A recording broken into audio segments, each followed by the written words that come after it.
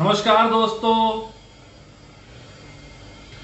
मैं आपका स्वागत करता हूं हमारे इस YouTube चैनल पर जिसका नाम है विजय जगताप _वीडियोस। आज हम इस वीडियो में एक प्रभु यानी भगवान के नियम के बारे में बात करेंगे, जो है कर्म का फल, कारण और प्रभाव का कर्म नियम। क्या आपने कभी सोचा है कि हमारे कर्मों का फल हमें कैसे मिलता है? तो आइए इस विषय पर हम गहरी समझ प्राप्त करने के लिए आगे बढ़ते हैं। आज हम कार्मिक नियमों के बारे में या कार्मिक नियमों का एक महत्वपूर्ण पहलू यानी कर्म का फल, इसके बारे में बात करेंगे। तो चलिए शुरू करते हैं। कर्म का फल प्राप्त होना एक प्रक्रिया है दोस्तों, जिसमें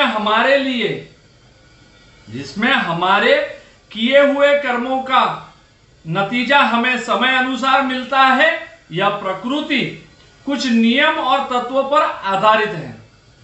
चलिए देखते हैं उन तत्वों को एक एक करके। पहला तत्व है कर्म। सबसे पहला तत्व है कर्म, यानी हमारे किए हुए कर्म। हर एक कर्म एक बीज है। जैसे हम बोते हैं और जैसे हम बोते हैं वैसा ही हम अपने जीवन में पाते हैं। अच्छे कर्म किए हैं तो अच्छे फल प्राप्त होंगे, अगर बुरे फल किए हैं तो बुरे फल प्राप्त होंगे दोस्तों। यह था पहला तत्व। जानते हैं दूसरा तत्व? दूसरा तत्व है समय। कर्म का फल प्राप्त होने में समय का भी बहुत महत्व होता है। कभी कभी फल तुरंत मिल जाता है और कभी कभी देर से। हमारे किए हुए कर्मों का फल हमारे भविष्य में या किसी भी समय पर हम तक पहुंच ही जाता है दोस्तों। तीसरा तत्व है प्रकृति का नियम। तीसरा तत्व है प्रकृति का नियम। प्रकृति के नियम के अनुसार जो भी हम बोते हैं वही हम पोते हैं, यानी जो हम बोते हैं वही हम पाते हैं दोस्तों। अगर हमने खुशी बांटी है तो खुशी का ही फल ही हम पाएंगे। अगर हमने दुख बोया होगा तो फिर दुख ही भुगतेंगे, है कि नहीं? समझ रहे हो? चौथा तत्व है आचरण। छोटा तत्व है आचरण, यानी हमारे व्यवहार, विचार और संकल्प का परिणाम। हमारे व्यक्तित्व, हमारी सोच और हमारे कर्मों से जुदा फल हमें मिलता है। अगर हमने सत्य, अहिंसा और दया जैसे गुणों को अपनाया है या तो हमारे कर्म का फल भी उसी गुणवत्ता के साथ प्राप्त होंगे। तो अब हम समझ चुके ही होंगे कि कर्म का फल कैसे मिलता है दोस्तों।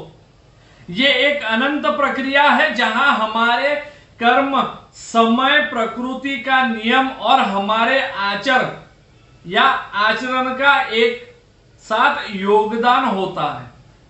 इसका अर्थ ये नहीं कि हर एक समय हमारे सामने अच्छे और बुरे फल है।